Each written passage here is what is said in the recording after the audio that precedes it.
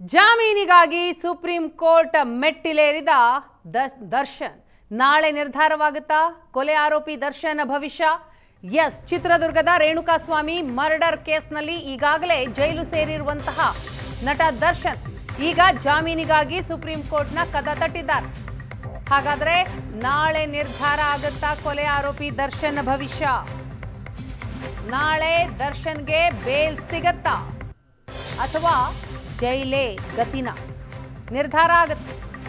ಕೊಲೆ ಕೇಸ್ನಲ್ಲಿ ಮಧ್ಯಂತರ ಜಾಮೀನಿಗೆ ಕಿಲ್ಲಿಂಗ್ ಸ್ಟಾರ್ ಅರ್ಜಿ ಹಾಕೊಂಡಿದ್ದಾರೆ. ನಾಳೆ ಸುಪ್ರೀಂ ಕೋರ್ಟ್ನಲ್ಲಿ ಅರ್ಜಿ ವಿಚಾರಣೆಗೆ ಬರಲಿದೆ. ಮಹತ್ವದ ಅರ್ಜಿ ಇದು. ಎರಡನೆಯ ಬಾರಿ ಜೈಲು ಸೇರಿ 8 ತಿಂಗಳ ಬಳಿಕ ಬೇಲ್ಗಾಗಿ ದರ್ಶನ್ ಅರ್ಜಿ ಹಾಕಿದ್ದಾರೆ. ವಕೀಲ ರಂಜಿತ್ ರೋಹಟ್ಗಿ ಮೂಲಕ ಸುಪ್ರೀಂಗೆ ದರ್ಶನ್ ಅರ್ಜಿ ಹಾಕಿರೋದು.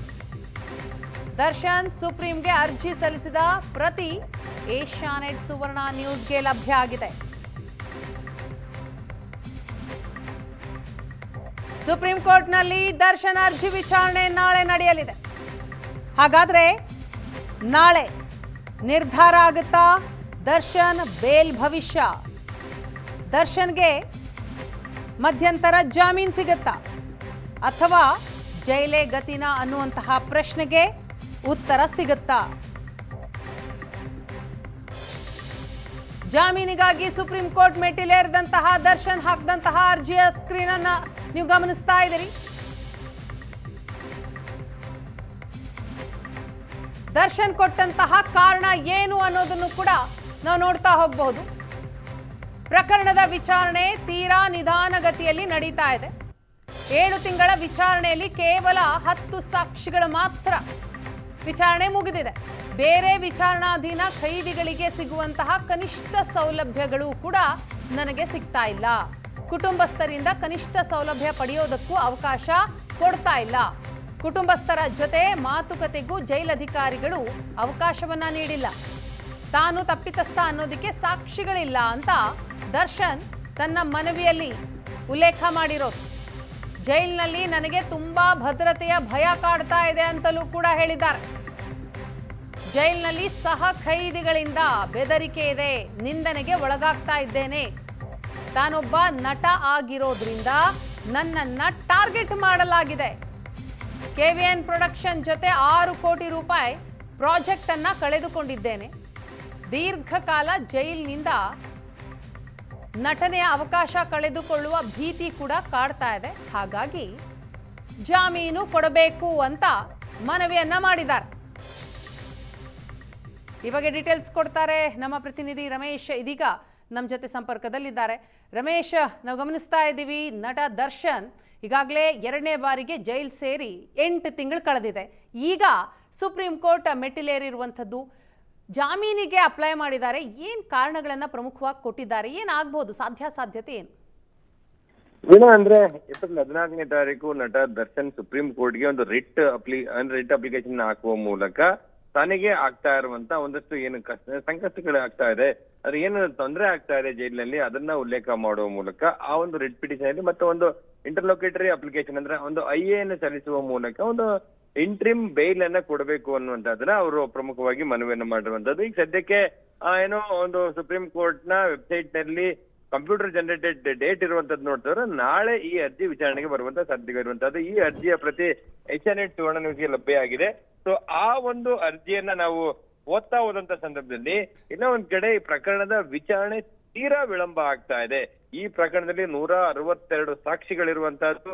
ಈ ಒಂದು ಪ್ರಕರಣದ ವಿಚಾರಣೆ ಶುರುವಾಗಿ 7 ತಿಂಗಳಾಗಿದೆ. 7 ತಿಂಗಳಲ್ಲಿ ಕೇವಲ 10 ಜನರ ವಿಚಾರಣೆ ಮಾತ್ರ ಮುಕ್ತಾಯ ಆಗಿರುವಂತಹದ್ದು. ಜೈಲಿನಲ್ಲಿ ನನ್ನನ್ನು ಈವರೆಗೂ ಕೂಡ ಕ್ವಾರಂಟೈನ್ ಸೆಲ್ ನಲ್ಲಿ ಇಟ್ಟಿರುವಂತದ್ದು. ಅಂದ್ರೆ ಸಾಮಾನ್ಯವಾಗಿ ಕೊರೋನಾ ಬಂದ ಸಂದರ್ಭದಲ್ಲಿ ಪ್ಯಾಂಡಮಿಕ್ ಸಮಯದಲ್ಲಿ ಕೇವಲ 14 ದಿನಗಳ ಕಾಲ ಕ್ವಾರಂಟೈನ್ ಸೆಲ್ ನಲ್ಲಿ ಇಡ್ಲಿಕ್ಕೆ ಸಾಧ್ಯ ಇರುವಂತದ್ದು. ಆದ್ರೆ ನನ್ನನ್ನ ಈವರೆಗೂ ಅಂದ್ರೆ 8.5 ತಿಂಗಳಾದ್ರೂ ಕೂಡ ಇನ್ನು ಕ್ವಾರಂಟೈನ್ ಸೆಲ್ ನಲ್ಲಿ ಇಟ್ಟಿದ್ದಾರೆ. ಸೊ ಕುಟುಂಬಸ್ಥರನ್ನ ಭೇಟಿ ಮಾಡ್ಲಿಕ್ಕೆ ಎಲ್ಲ ಒಂದ್ ಕಡೆ ಒಂದು ಪ್ರೈವೇಟ್ ಆಗಿ ಅವ್ರನ್ನ ಭೇಟಿ ಮಾಡ್ಲಿಕ್ಕೆ ಒಳಗಡೆ ವಿಶೇಷ ಸಂದರ್ಶನಕ್ಕೆ ಅವಕಾಶವನ್ನು ಮಾಡಿಕೊಡ್ಬೇಕು ಅಂತ ಹೇಳಿ ಕೋರ್ಟ್ಗೆ ನಾವು ಮನವಿ ಮಾಡಿದ್ದೆ. ಕೋರ್ಟ್ ಕೂಡ ಅನುಮತಿಯನ್ನು ಕೊಟ್ಟಿದ್ದು. ಆದ್ರೂ ಕೂಡ ಜೈಲ್ ಅಧಿಕಾರಿಗಳು ನಮಗೆ ಒಂದು ಯಾವುದೇ ರೀತಿಯಾದಂತ ಅವಕಾಶವನ್ನು ಮಾಡಿಕೊಡ್ತಿಲ್ಲ. ಬ್ಯಾರಿಕೇಡ್ ನ ಮಧ್ಯದಲ್ಲಿ ಬ್ಯಾರಿಕೇಡ್ ಇರುತ್ತೆ, ಆಚೆ ಈಚೆ ನಿಂತು ಮಾತಾಡೋ ಸಂದರ್ಭದಲ್ಲಿ ಸರಿಯಾಗಿ ಮಾತಾಡ್ಲಿಕ್ಕೆ ಸಾಧ್ಯ ಆಗ್ತಾ ಇಲ್ಲ ಅನ್ನುವಂಥದ್ದು. ಮತ್ತೆ ಸರಿಯಾಗಿ ಅಂದ್ರೆ ಜೈಲ್ ಮ್ಯಾನ್ಯುಯಲ್ ಪ್ರಕಾರವೇ ಕೂಡ ಒಂದು ಏನೋ ತಮ್ಮ ವೈಯಕ್ತಿಕ ಖರ್ಚಿನಿಂದ ಒಂದು ಆಹಾರ ವಸ್ತುಗಳನ್ನ ಪಡ್ಕೊಳ್ಳಿಕ್ಕೆ, ಒಂದು ಬೇರೆ ಬೇರೆ ಅಗತ್ಯ ವಸ್ತುಗಳನ್ನ ಪಡ್ಕೊಳ್ಳಿಕ್ಕೆ ಅವಕಾಶಗಳಿರುವಂತದ್ದು, ಆ ಅವಕಾಶವನ್ನ ಕೊಡ್ತಾ ಇಲ್ಲ ಜೈಲ್ ಅಧಿಕಾರಿಗಳು ಅನ್ನುವಂಥದ್ದು. ಮತ್ತೆ ಬೇರೆ ಕೈದಿಗಳಿಗೆ ಸಿಗುವಂತ ಕನಿಷ್ಠ ಸೌಲಭ್ಯವು ನನಗೆ ಸಿಗ್ತಾ ಇಲ್ಲ.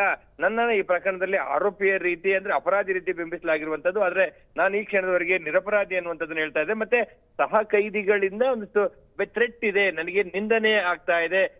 ಅಲ್ಲಿ ಒಂದು ನಾನೊಬ್ಬ ನಟ ಆಗಿರೋದ್ರಿಂದ, ಸೆಲೆಬ್ರಿಟಿ ಆಗಿರೋದ್ರಿಂದ ನನಗೆ ಎಲ್ಲೋ ಒಂದ್ ಕಡೆ ಜೈಲಿನಲ್ಲಿ ಅಭದ್ರತೆ ಕಾಡ್ತಾ ಇದೆ, ನನಗೆ ಭಯ ಕಾಡ್ತಾ ಇದೆ ಅನ್ನುವಂಥದ್ದು ಕೂಡ ಇಲ್ಲಿ ಪ್ರಮುಖವಾಗಿ ಹೇಳ್ತಾ ಇರುವಂತದ್ದು. ಅದ್ರ ಜೊತೆಗೆ ಎಲ್ಲೋ ಒಂದ್ ಕಡೆ ನಾನು ಸೆಲೆಬ್ರಿಟಿ ಆಗಿರೋದ್ರಿಂದ ನಾನು ಟಾರ್ಗೆಟ್ ಮಾಡಲಾಗಿದೆ.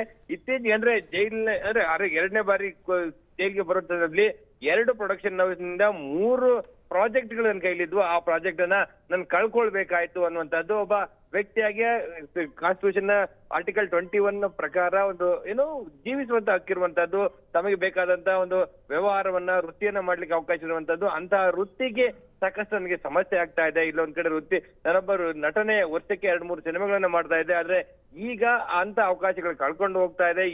ಕೈಲಿದ್ದಂತ ಪ್ರಾಜೆಕ್ಟ್ಗಳು ಕೂಡ ಕೈ ಬಿಟ್ಟಿರುವಂತದ್ದು. ಅಂದ್ರೆ ನನ್ನ ಸಿನಿಮಾ ಕೆರಿಯರೇ ಬಹುತೇಕ ಮುಕ್ತಾಯ ಆದಂತೆ ಕಂಡು ಬರ್ತಾ ಇರುವಂತದ್ದು. ಮತ್ತೆ ಈ ರೀತಿ ಪ್ರತ್ಯೇಕವಾಗಿ ಕ್ವಾರಂಟೈನ್ ನಲ್ಲಿ ಪ್ರತ್ಯೇಕವಾಗಿ ಆರೋಪಿಯನ್ನ ಇಡೋದ್ರಿಂದ ಒಂದ್ ರೀತಿ ಮಾನಸಿಕ ಆರೋಗ್ಯಕ್ಕೆ ಸಮಸ್ಯೆ ಆಗುತ್ತೆ, ಮೆಂಟಲ್ ಟ್ರಾಮಾಕ್ಕೆ ಎದುರಿಸಬೇಕಾದಂತ ಅನಿವಾರ್ಯತೆಗಳಿರುವಂತದ್ದು. ಹಾಗಾಗಿ ತಾನು ಎಲ್ಲೂ ಕೂಡ ಸೆಲೆಬ್ರಿಟಿ ಆಗಿದ್ದು ಜಾಮೀನು ಕೊಟ್ಟದ್ದೇ ಅದರಲ್ಲಿ ಎಲ್ಲೂ ನಾನು ಓಡಿ ಹೋಗಂತ ವ್ಯಕ್ತಿ ನಾನಲ್ಲ. ಹಾಗಾಗಿ ಒಂದು ಇಂಟ್ರಿಮ್ ಬೇಲನ್ನ ಕೊಡಿ ಅನ್ನುವಂತ ಒಂದಷ್ಟು ಕಾರಣಗಳನ್ನ ಮತ್ತೊಂದು ಇಲ್ಲಿ ಪ್ರಮುಖವಾಗಿ ಗಮನಿಸಬೇಕಾಗಿದ್ದು, ಕಳೆದ ವರ್ಷ ಅಂದ್ರೆ ಈ ಹಿಂದೆಯೂ ಕೂಡ ಸುಪ್ರೀಂ ಕೋರ್ಟ್ಗೆ ಮನವಿ ಮಾಡಿದ್ರು ಜಾಮೀನ್ ಕೊಡಿ ಅಂತ. ಕೇವಲ ದರ್ಶನ್ ಮಾತ್ರ ಅಲ್ಲ, ಪವಿತ್ರ ಗೌಡ ಸೇರಿದಂತೆ ಇತರೆ ಆರೋಪಿಗಳು ಸುಪ್ರೀಂ ಕೋರ್ಟ್ ಮೆಟ್ಟಿಲು ಹತ್ತಿದ್ರು. ಆದ್ರೆ ಏನೂ ಪ್ರಯೋಜನ ಆಗಿರ್ಲಿಲ್ಲ. ಸುಪ್ರೀಂ ಅರ್ಜಿಯನ್ನೇ ವಜಾಗೊಳಿಸ್ತು. ಈಗ ಮತ್ತೆ ಹೊಸದಾಗಿ ಅರ್ಜಿ ಹಾಕಿರೋದ್ರಿಂದ ಸುಪ್ರೀಂ ಕೋರ್ಟ್ ಇದನ್ನ ಹೇಗ್ ನೋಡುತ್ತೆ ಅನ್ನೋದು ಬಹಳ ಇಂಪಾರ್ಟೆಂಟ್ ಆಗುತ್ತಾ? ಖಂಡಿತ ಮೇಡಮ್. ಅಂದ್ರೆ ಒಂದು ಕೋರ್ಟ್ ಯಾವುದೇ ಒಂದು ಅರ್ಜಿಯನ್ನ ಅಂದ್ರೆ ರಿಜೆಕ್ಟ್ ಮಾಡಿದಂತ ಸಂದರ್ಭದಲ್ಲಿ ಮತ್ತೆ ಅದೇ ಕೋರ್ಟ್ ಮುಂದೆ ತಾವು ಹೋಗ್ತೀರಿ ಅನ್ನೋದಾದ್ರೆ ಒಂದು ಹೊಸ ಕಾರಣಗಳನ್ನ ಇಟ್ಕೊಂಡು, ಒಂದು ಸೂಕ್ತ ಕಾರಣಗಳನ್ನ ಇಟ್ಕೊಂಡು ಹೋಗ್ಬೇಕಾಗತ್ತೆ. ಈಗ ದರ್ಶನ್ ಕೊಡ್ತಾ ಇರುವಂತ ಕಾರಣ ಏನಂದ್ರೆ, ತನ್ನನ್ನ ಒಂದು ಅಂಡರ್ ಟ್ರಯಲ್ ಪ್ರಿಸನರ್ ಆಗಿ ಜೈಲಿನಲ್ಲಿ ಇಡಲಾಗಿರುವಂತಹದ್ದು. ಆದ್ರೆ ಟ್ರಯಲ್ ಕೂಡ ಜೋರಾಗಿ ನಡೀತಾ ಇಲ್ಲ. ಈ ಪ್ರಕರಣದಲ್ಲಿ 262 ಜನ ಸಾಕ್ಷಿಗಳಿದ್ದಾರೆ. 7 ತಿಂಗಳಿಂದ, ಕಳೆದ 2020 ನವೆಂಬರ್ ಇಂದ ಟ್ರಯಲ್ ಶುರುವಾಗಿದೆ. ಕೇವಲ 7 ತಿಂಗಳಲ್ಲಿ 10 ಜನರು ಮಾತ್ರ ಸಾಕ್ಷಿ ವಿಚಾರಣೆ ನಡೆಸಿದ್ದಾರೆ. ಇದೇ ವೇಗದಲ್ಲಿ ನಡೆದಿದ್ದೆ ಆದಲ್ಲಿ ಸಾಕಷ್ಟು ವರ್ಷಗಳು ತೆಗೆದುಕೊಳ್ತದೆ. ಸೊ ಇಂಥ ಸಂದರ್ಭದಲ್ಲಿ ಒಬ್ಬ ವ್ಯಕ್ತಿಯನ್ನ ಆರೋಪಿ ಸ್ಥಾನದಲ್ಲಿ, ಅಂದ್ರೆ ಒಬ್ಬ ಪ್ರೂವ್ ಆಗುವವರೆಗೂ ಕೂಡ ನಿರಪರಾಧಿ ಆಗಿರ್ತಾನೆ ಅನ್ನುವಂತ ಮನೋಭಾವದಲ್ಲಿ ಅವರಿರ್ತಾರೆ. ನಾನೊಬ್ಬ ಆರೋಪಿ ಮಾತ್ರ ಇರುವಂತದ್ದು. ಇಷ್ಟೊಂದು ಸಮಯ ನನ್ನ ಜೈಲಿನಲ್ಲಿ ಇಡುವಂತದ್ದು ಸೂಕ್ತ ಅಲ್ಲ. ನನಗೆ ಸಾಕಷ್ಟು ಸಮಸ್ಯೆ ಆಗ್ತಾ ಇದೆ. ಇಲ್ಲಿ ಪ್ರತ್ಯೇಕವಾಗಿ ಕ್ವಾರಂಟೈನ್ ನಲ್ಲಿ ಇಡ್ತಾ ಇದ್ದಾರೆ. ಸಿನಿಮಾ ಕೆರಿಯರ್ ಹಾಳಾಗ್ತಾ ಇದೆ. ನನಗೆ ಮೆಂಟಲ್ ಟ್ರಾಮಾ ಎದುರಿಸಬೇಕಾದಂತ ಪರಿಸ್ಥಿತಿ ಎದುರಾಗ್ತಾ ಇದೆ. ಭಯ ಇದೆ. ಸೊ ಇಲ್ಲಿ ಸಹ ಕೈದಿಗಳಿಂದ ಕೂಡ ಬೆದರಿಕೆ ಇದೆ. ಇಷ್ಟೆಲ್ಲ ಕಾರಣಗಳನ್ನ ನೀಡಿ ಮತ್ತೆ ಸುಪ್ರೀಂ ಕೋರ್ಟ್ಗೆ ಅರ್ಜಿಯನ್ನ ಸಲ್ಲಿಸಿರುವಂತದ್ದು. ಆದ್ರೆ ಸುಪ್ರೀಂ ಕೋರ್ಟ್ ಅಂತಿಮವಾಗಿ ಇವರು ಕೊಡುವಂತ ಕಾರಣಗಳು ಎಷ್ಟು ಮಟ್ಟಿಗೆ ಸೂಕ್ತ ಇದೆ, ಇವತ್ತಿನಿಗೆ ಬೇಲನ್ನ ಕೊಡ್ಲಿಕ್ಕೆ ಸೂಕ್ತ ಇದಾರ, ಕೊಡ್ಬಹುದಾ ಇಲ್ವಾ ಅನ್ನುವಂಥದ್ದನ್ನ ಅಂತಿಮವಾಗಿ ಸುಪ್ರೀಂ ಕೋರ್ಟ್ ತಮ್ಮ ವಿವೇಚನೆಯನ್ನ ಬಳಸುತ್ತೆ. ಆದ್ರೆ 2025 ಆಗಸ್ಟ್ 24ನೇ ತಾರೀಕು ದರ್ಶನ್ ಸೇರಿ 7 ಜನ ಆರೋಪಿಗಳ ಬೇಲನ್ನ ರಿಜೆಕ್ಟ್ ಮಾಡುವಂತ ಸಂದರ್ಭದಲ್ಲಿ ಕೂಡ ಸಾಕಷ್ಟು ವಿಚಾರಗಳನ್ನ ಅಲ್ಲಿ ಮೆನ್ಷನ್ ಮಾಡಿತ್ತು. ಎಲ್ಲ ಒಂದ್ ಕಡೆ ಈ ವ್ಯಕ್ತಿಗಳು ಹೊರಗಡೆ ಅದಲ್ಲಿ ಈ ಕೇಸಿನ ಟ್ರಯಲ್ ಮೇಲೆ ಸಾಕಷ್ಟು ಪರಿಣಾಮ ಬೀರಬಹುದು ಅನ್ನುವಂತಹದ್ದು, ಜೊತೆಗೆ ಜೈಲಿನಲ್ಲಿ ತೆಗೆದುಕೊಂಡಂತ ರಾಜಾತಿಥ್ಯ ಆಗ್ಲಿ, ಬೇರೆ ಬೇರೆ ರೀತಿಯಾದಂತಹ ವಿಚಾರಗಳಲ್ಲಿ, ಮತ್ತೆ ಹೈಕೋರ್ಟ್ ಅವರಿಗೆ ಬೇಲ್ ಕೊಟ್ಟ ರೀತಿ ಆಗ್ಲಿ, ಅಥವಾ ಅದರಲ್ಲಿ ಉಲ್ಲೇಖ ಮಾಡಿದಂತ ಅಂಶಗಳು ಎಲ್ಲ ವಿಚಾರದಲ್ಲಿ ಕೂಡ ಕಾರವಾಗಿ ಅಭಿಪ್ರಾಯವನ್ನು ವ್ಯಕ್ತಪಡಿಸಿತ್ತು, ಮತ್ತೆ ಅಸಮಾಧಾನವನ್ನು ವ್ಯಕ್ತಪಡಿಸಿತ್ತು. ಮತ್ತೆ ಒಬ್ಬ ವ್ಯಕ್ತಿ ಯಾವುದೇ ಕೊಲೆ ಆಗ್ಲಿ ಅಥವಾ ಯಾವುದೇ ಕ್ರೈಮ್ ನಲ್ಲಿ ಜೈಲಿನಲ್ಲಿರುವಂತಹ ವ್ಯಕ್ತಿಗಳಿಗೆ ಹೇಗೆ ಇರಬೇಕೋ, ಜೈಲಿನ ಹೇಗೆ ಮೇಂಟೈನ್ ಅನ್ನ ಮಾಡಬೇಕು ಅವ್ರ ವಿಚಾರದಲ್ಲಿ ಒಂದು SOP ರೀತಿಯೇ ಇಡೀ ದೇಶದ ಎಲ್ಲಾ ಜೈಲುಗಳಿಗೂ ಬಿಡುಗಡೆ ಮಾಡುವಂತ ಒಂದು ಲ್ಯಾಂಡ್ ಮಾರ್ಕ್ ಜಡ್ಜ್ಮೆಂಟ್ ಅನ್ನ ಕೊಟ್ಟಿತ್ತು. ಹಾಗಾಗಿ ಈಗ ಮತ್ತೆ 8 ತಿಂಗಳ ನಂತರ ಸುಪ್ರೀಂ ಕೋರ್ಟ್ ಹೋಗಿರೋದ್ರಿಂದ ಇವ್ರು ಕೊಟ್ಟಿರೋ ಕಾರಣಗಳನ್ನ ಎಷ್ಟರ ಮಟ್ಟಿಗೆ ಸುಪ್ರೀಂ ಕೋರ್ಟ್ ಎಂಟರ್ಟೈನ್ ಮಾಡುತ್ತೆ ಅದನ್ನ ನಾಳೆ ನಡೆಯುವಂತ ವಿಚಾರಣೆ ಸಂದರ್ಭದಲ್ಲಿ ನಾವು ಗಮನಿಸಬೇಕಾಗಿರುವಂತಹದ್ದು. Veena, thank you Ramesh.